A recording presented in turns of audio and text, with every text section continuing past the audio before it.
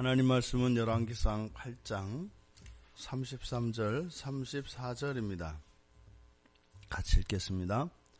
만일 주의 백성 이스라엘이 주께 범죄하여 적국 앞에 패하게 되므로 주께로 돌아와서 주의 이름을 인정하고 이 성전에서 주께 기도하며 간구하거든 주는 하늘에서 들으시고 주의 백성 이스라엘의 죄를 사하시고 그들의 조상들에게 주신 땅으로 돌아오게 하옵소서. 아멘. 솔로몬의 두 번째 기도입니다. 두 번째 기도에서는 이스라엘의 범죄는 적국을 통한 징계로 이어진다. 이것이 사실 훗날에 가면 이 솔로몬의 기도의 응답인 것처럼 아수르와 바벨론에 의해서 이스라엘이 멸망하게 됩니다. 그런 측면에서 보면 이렇게 예언이 되는 것처럼 되지 않습니까? 그러니까 하나님의 백성들은 그런 거죠. 그래서 우리가 이런 무속인들이나 이런 사람들한테 미래의 길흉화복에 대해서 우리가 점을 치는데 성경을 보면 그리스도인들, 하나님을 믿는 사람들의 미래는 어느 정도 가늠이 됩니다. 이 말씀에 따라서 우리는 분명히 영향을 받게 되어 있기 때문에 그래서 구체적으로 어떤 일이 이렇게 일어날 것이다 이것이 아니라 분명히 하나님이 사랑하시는 백성들에게는 징계와 축복이 항상 나타납니다. 우리가 구약 성경을 이렇게 두려워하거나 이러는 것이 아니라 경계로 삼는 것이죠. 누누이 말씀드립니다만 우리들의 신앙을 가지고 마음을 쏟아야 되고 우리가 살아내야 되는 것은 지금 살고 있는 이 세상입니다. 주님이 오시고 난 뒤의 세상은 주님 손에 달려있고 철저히 그건 완전한 주님 주권 하에 있는 것이기 때문에 우리가 오히려 그때 일에 대해서는 염려할 필요가 없는 것이죠. 염려하는 것이 아니라 사실은 그날의 영광을 위해서 우리의 주어진 현실을 열심히 살아야 하는 것입니다. 그러니까 우리가 정작 마음을 써야 되는 것은 이 세상이에요. 살고 있는 이 세상. 이 세상에서도 좋은 것은 좋은 것이고 나쁜 것은 나쁜 것입니다. 물론 이것이 영적인 싸움으로 인해서 반드시 인과론적으로 일어나는 것은 아닙니다만 그러한 사단 마귀의 도전과 유혹 그런 예외적인 사건 말고 우리들의 행실에 의해서 우리가 하나님의 말씀을 순종하고 불순종하는 것에 의해서 어느 정도 예측 가능하다 이 말입니다. 이것을 무서워할 것이 아니라 하나님 말씀에 순종을 하면 되는 거거든요. 근데 불순종을 하면서 무서워해요. 이상한 일이죠. 그러니까 무서우면 순종하거나 순종한다면 무서워할 필요가 없는데 끊임없이 불순종하면서 무서워한단 말이죠. 그러니까 어느 둘도 내려놓지 않아요. 차라리 그냥 담대하게 불순종하고 편하게 살든지 무서우면 순종하든지.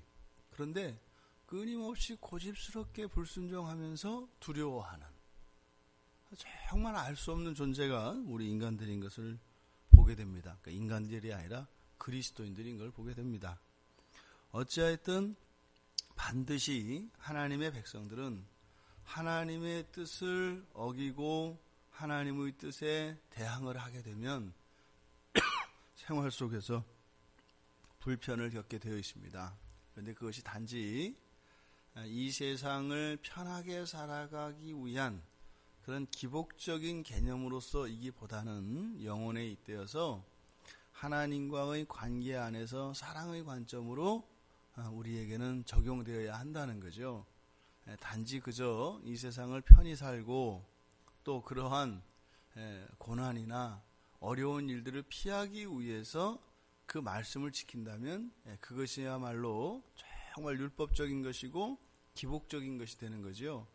그러니까 우리의 삶 속에 그리스도인들의 삶 속에서 일어난 불순종으로 인한 이런 징계는 단순히 이 세상을 살아가는 데만 기여하는 것이 아니라 사실은 저 영원한 세상을 향하여 준비하는 것이죠. 이것이 함께 믿어질 수가 있어야 합니다. 이처럼 적국에게 패하는 것, 원수 나라에게 패배하는 것, 이것은 이스라엘의 범죄와 관련이 되어 있습니다. 그러니까 적국의 손에 주권이 넘어가고 백성들이 붙잡히고 하는 일들은 범죄와 관련이 되어 있다 이 말입니다. 지금 솔로몬이 하는 이 기도는 사실상 레위기 26장에 보면 14절에서 20절까지 주의 말씀에 청종치 않고 명령을 지키지 않고 규례를 어기고 법도를 싫어하여 계명을 준행하지 않고 언약을 배반하면 이미 일어나는 이야기들입니다. 이것은 이미 하나님이 먼저 약속하셨던 것들입니다. 하나님의 말씀을 싫어하고 그것을 거부하고 지키지 않게 되면 질병이 약속되어 있고요. 또 허무가 약속되어 있고요. 그리고 대적들의 공격이 약속되어 있습니다. 근데 이것들은 심판의 개념이 아니라 그들을 더욱 거룩하고 온전하게 그리고 하나님과 순결한 관계를 회복시키기 위한 징계입니다. 그래서 레위기 26장 44절에 끝에 가보면 미워하지 않는다고 합니다. 그러니까 그런 징계가 있다고 해서 이스라엘 백성들을 하나님이 미워하지는 않으십니다. 그리고 버리지도 않으시겠다고 약속을 합니다. 그래서 그 이유가 바로 언약이라 그래요. 그래서 이 언약은 결코 취소되지 않는다. 그럼 무슨 말이에요? 어떻게 해서든지 우리를요 완전한 거룩하고 순결한 하나님의 백성으로 반드시 빚어가신다는 이야기입니다. 이것이 우리들에게 소망이 되어지고 기대가 될 수 있기를 바랍니다. 범죄하여서 이렇게 패하게 되었을 때 그리고 이제 이스라엘이 이제 돌아오는 장면입니다. 그래서 주께로 돌아와서 그리고 두 번째로 주의 이름을 인정하고 세 번째로 이 성전에서 주께 기도하며 간구하거든. 맨 처음에 돌아와서 회개입니다. 그러니까 회개라고 하는 단어, 이 슈브라는 단어를 이렇게 돌아와서라고 되어 있는 거예요. 그러니까 단지 포로에서의 회복만을 이야기하는 것이 아니라 마음을 돌이키는 것, 그러니까 회개를 말합니다. 주께로 돌아와서 그러니까 그 전에 바로 앞에 있었던 이 범죄, 주께 범죄하는 것, 그러니까 범죄하는 것이 뒤에 있는 바로 회개라고 하는 단어와 반대말로 나타납니다. 그러니까 이 범죄의 성격이 바로 하나님에게서 등을 돌리는 것을 의미합니다. 그러니까 총체적으로 범죄한다. 이것은 하나님께 등을 돌리는 것, 하나님 말씀을 레위기 26장에서 이야기했던 것처럼 싫어하는 것. 이것이 범죄의 성격입니다. 그런데 어떻게 해요? 이제 그것을 회개하고 주의 이름을 인정한다라고 하는 것은 여기서 인정하다라고 하는 이 단어는 감사하다, 찬양하다 이런 의미도 가지고 있습니다. 그러니까 지금 여기서 주의 이름을 인정한다는 것은 주님의 주권, 주님의 주권과 은혜를 인정하는 것을 말합니다. 그러니까 주의 이름을 인정합니다라고 하는 것은 뭐예요? 주님의 주권을 인정하고 주께서 우리들에게 베푸셨던 이 모든 것이 하나님의 은혜인 것을 아는 겁니다. 그러면요, 감사와 찬양이 되는 거죠. 그러니까 회개하고 돌아와서 주님의 주권과 은혜를 인정하거든, 이런 얘기죠. 그리고 이 성전에서 주께 기도하며 간구하거든. 이때 기도라고 하는 것은 보통 우리가 기도한다, 무엇을 말하는 걸까요? 우리가 기도한다 그러면은 기대하는 바, 소원하는 바를 말하는 겁니다. 우리가 원하는 것, 그리고 우리가 기대하는 것, 이것을 말하는 것을 기도라고 합니다. 기도. 그리고 뒤에 나오는 이 간구라고 하는 것은 보다 더 그것보다 앞에 있는 기도에 비해서 보다 더 구체적인 겁니다. 구체적인 것이고 그것을 내가 원하는 바, 내가 기대하는 바, 그것에 대해서 하나님의 은혜와 자비를 구하는 겁니다. 그런 거 있잖아요. 뭐 엄마 나는 뭐가 갖고 싶어요. 이게 이제 기도입니다. 나는 이게 있었으면 좋겠어요. 이게 기도입니다. 그 다음에 어떻게 해요? 사주세요. 이게 이제 간구입니다. 사주세요. 꼭 사주세요. 진짜 사주세요. 확실히 사주세요. 이게 이제 간구입니다. 그래서 기도와 간구라고 하는 것은 마음에 있는 소원과 기대를 밝히고 그것을 이루어 주시도록 부탁하는 것. 이게 기도와 간구입니다. 이렇게 하거든. 그런데 그것을 이야기할 때 뭐라고 했어요? 성전에서입니다. 이 성전에서. 지금 이 기도의 핵심에는, 중심에는 이 성전이 있습니다. 그러니까 이 성전에서 그렇게 하거든. 기도하고 간구하거든. 이것은 인간 스스로의 힘으로 그리고 인간의 능력으로 하나님께 나아갈 수 없는 것을 이야기합니다. 항상 우리들은 하나님과 우리 사이에는 중보가 필요합니다. 매개체가 있어야 한다 이 말입니다. 무엇인가를 통해서, 그러니까 성전을 통해서 우리는 하나님께 갈 수가 있습니다. 바로 우리가 예수 그리스도의 중보에 힘입어 예수 그리스도의 이름으로 예수 그리스도를 통하여 예수 그리스도 안에서만 우리가 하나님께 나아갈 수 있는 것과 마찬가지입니다. 그래서 이스라엘의 신앙의 중심에는 항상 이 성전이 있는 겁니다. 그러니까 이 성전에서 기도할 때 하나님이 들으시기 때문인 거죠. 여기서 이렇게 이 성전에서 이렇게 기도하고 간구하면 하나님께서는 어디서 들으세요? 하늘에서 들으세요. 성전과 하늘의 차이는 뭘까요? 성전은 한 군데에 있고요. 하늘은 어디에나 있습니다. 그 차이입니다. 우리는 그리스도를 통하여 그리스도 안에서 하나님께 기도를 합니다만 하나님은요. 그 안에서 모든 것을 언제나 어디에서나 들어주십니다. 하나님은 하늘에서 들어주십시오. 이것은 모든 시간, 모든 사건, 모든 것을 이야기합니다. 그러니까 오직 그리스도 예수를 통해서만 가능한데 이 오직 그리스도 안에서는 모든 것이 다 가능하다라고 하는 겁니다. 그래서 하늘에서 들어주십시오. 그리고 나서 무엇을요?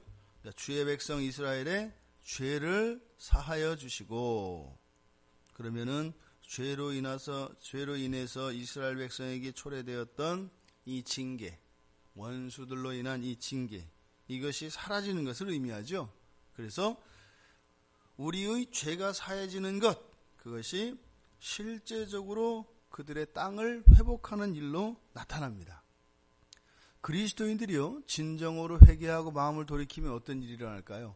반드시 삶의 열매가 나타납니다. 어저께 그 부활이라는 영화를 봤는데 마지막 장면이 기억이 납니다. 그 호민관, 예수가 부활했다라고 하는 것이 조작된 사실이라고 생각을 하고 그것을 밝혀내려고 하는 이제 호민관이 있습니다. 그런데 수사를 하는 과정에서 보니까 이게 진짜인 거예요. 이게 진짜인 거예요. 그리고 그 영화상에서 그 예수님을 만납니다, 이 사람이. 그러니까 오히려 예수가 죽었다라고 하는 확신을 가지고 있던 사람이 그것을 증명하기 위해서 예수의 제자들을 쫓아다니고 수사하고 탐문하던 과정에서 예수님을 만나고 믿게 되는 장면이거든요. 근데 그 영화 주인이 그 호민관에게 이제 물어봅니다. 그 이야기를 쭉 듣고 당신도 그러면 예수님이 부활했다는 것을 믿으신단 말입니까? 이렇게 질문을 던져요. 그랬더니 그 호민관의 대답이 한참을 시간을 두고 침묵하다가 그렇게 대답을 합니다. 나는 이제 예전과 같은 삶을 살 수가 없다. 이제 나는 다른 삶을 살 수밖에 없다. 그러니까 믿는다 이렇게 고백하는 것이 아니라 예전과 똑같이 살 수는 없게 되었다. 나는 다른 삶을 살 수밖에 없다. 이렇게 고백을 합니다. 그런 겁니다. 우리의 마음에 예수 그리스도를 믿고 또 그 믿음 안에서 우리 안에 어떠한 회개의 일들이 일어나면 그렇게 살 수 없습니다. 믿든 안 믿든 똑같이 살 수가 없는 거예요. 그것이 말로 믿는다라고 하는 고백보다 몸으로 믿는다라고 하는 거죠. 회개가 그렇습니다. 이렇게 회개하고 그 회개가 용서로 받아들여지게 되면 반드시 이것은 우리의 삶의 열매로 나타나게 되어 있습니다. 삶의 변화가 나타납니다. 환경이 바뀌든 내가 바뀌든 반드시 바뀌게 되어 있습니다. 그러니까 뭐 이렇게 기를 쓰고 믿는 게 아니라 안 믿을 수가 없는 거예요. 안 믿을 수가 없는 거예요. 뭐 눈에 보이고 그렇게 사라지는 걸 어떻게 해요? 뭐 남들 뭐 믿으려고 믿나? 믿어지니까 믿는 거죠. 그런 겁니다. 그런 겁니다. 지금 여기서 이스라엘 백성들의 죄가 사해지는 것과 이제 조상들에게 주신 땅으로 돌아오게 하는 희년을 이스라엘 사람들의 항상 사고 속에는 희년이 있습니다. 희년. 이게 희년이 있기 때문에 절대 절망이 없어요. 그러니까 나라를 빼앗길지라도 이들은 어떻게 해요? 반드시 돌아오게 되어 있다라고 하는 사상이 이스라엘 사람들에게는 있습니다. 이게 예수를 믿는 사람들에게 있는 거죠. 뭐예요? 예수 안에서 모든 것이 용서되어지고 회복되어지는 겁니다. 어떤 것이라 할지라도 말이죠. 이거는 또 우리가 예전에 먼저 살펴보았던 것처럼 수룹바벨 그리고 에스라 그리고 느헤미야에 의해서 1차, 2차, 3차에 걸친 바벨론에서 예루살렘으로 귀환해서 성전과 성벽을 재건하는 일들이 일어나지 않습니까? 그러니까 지금 솔로몬이 했던 이 기도가 온전히 성취되어진 것을 보게 됩니다. 그러면 이것이 우리들에게는 어떤 의미가 있겠는가? 어떤 의미가 있겠는가? 실제로 우리의 인생을 돌아보면 이런 일들의 반복입니다. 똑같단 말이에요. 성경에서 일어난 일과 우리들 개인이 살아왔던 인생사가 동일해요. 우리의 삶 속에서는 이런 변화들이 계속 일어나게 되어 있습니다. 여러분께 이 하나님의 말씀의 약속들이 어떤 의미가 되십니까? 이것이 구약에 나타난 하나님의 축복과 저주, 이런 징계에 대한 이런 말씀들이 단순한 두려움이 아니라 이것이 내 인생을 위해서 또 단순히 그것이 내가 살아가는 삶의 편이나 행복을 위해서가 아니라 그것을 넘어서 하나님과의 더 깊은 사랑과 순결한 그 사랑의 발전을 위해서 이해하고 그렇게 살아갈 수 있는 우리가 되기를 바랍니다. 그러니까 우리가 정성을 들이고 하는 이런 수고들이 결코 우리들의 의가 될 수 없습니다. 결코 의가 될 수 없습니다. 왜냐하면 진정으로 사랑하는 사람이 사랑하는 사람을 위하여 하는 헌신과 모든 수고가 결코 자기의 자랑이 되지 않거든요. 어떤 부모가 갓난아이에게 젖을 물려주고 나서 스스로 한 일을 대견하게 생각했어요. 야, 내가 오늘 또 내 생명을 갖다 나눠서 이 아이한테 줬구나. 이런 생각 안 하죠. 그저 그 아이의 만족스러운 모습에 거기에 기쁨과 보람이 있는 것이죠. 사랑이 이런 겁니다. 그러니까 우리의 모든 종교적 실천이 이래야 하는 것입니다.